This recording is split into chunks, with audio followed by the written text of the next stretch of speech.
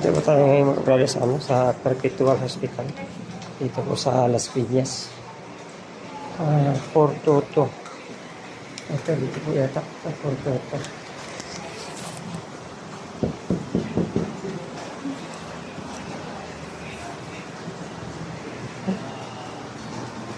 Ang Dr. Gonzales? Dito.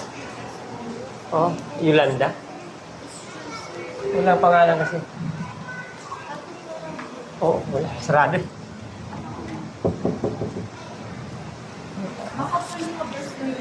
Okay, thank you po.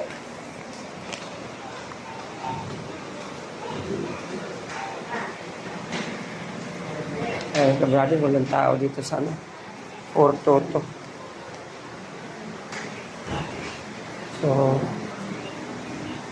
tingnan po natin kasi alas 11 daw sabi. Eh, ngayon, sarado siya. Tingnan lang natin, makalumabas na siya paano. Bukas naman po yung ilaw, pero nakalock po yung, yung pinto ng clinic. Yantayin na lang po natin mga kabrother.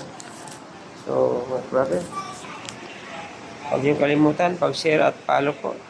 At pa-like po dito sa ating video sa YouTube.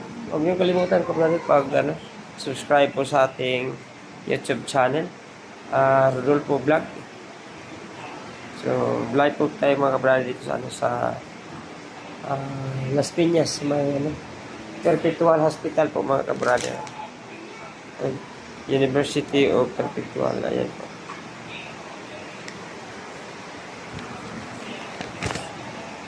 So, antayin na lang po natin mga kabrother.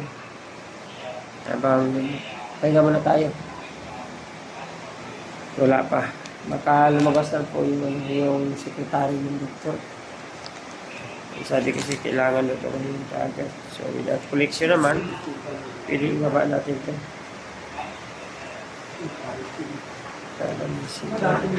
Makinig ko natin.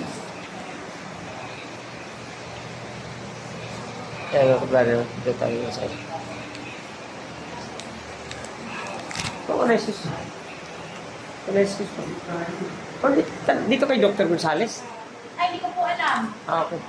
Kala po yung listahan.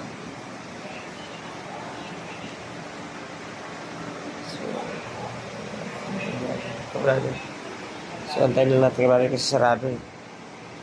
Wala pa yung clinic. So, mag-video po tayo ngayon po kay Mama Dilin ng office. Salamat.